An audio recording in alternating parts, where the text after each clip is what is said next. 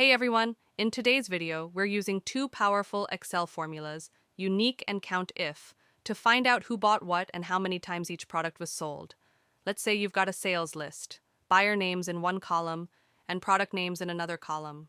Now instead of scrolling forever, we'll use the UNIQUE formula to list all the products only once. Just type equals UNIQUE select D2 to D31, press enter, and Excel instantly gives you a clean list of every product sold. No duplicates, no confusion.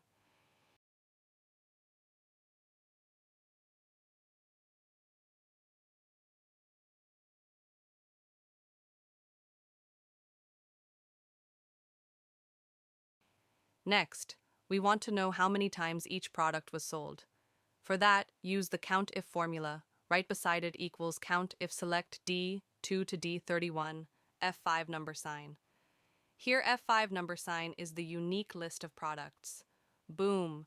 You've got the total count for each product, and that's how easy it is to use UNIQUE and COUNTIF together in Excel. Perfect for tracking sales, inventory, or even classroom data.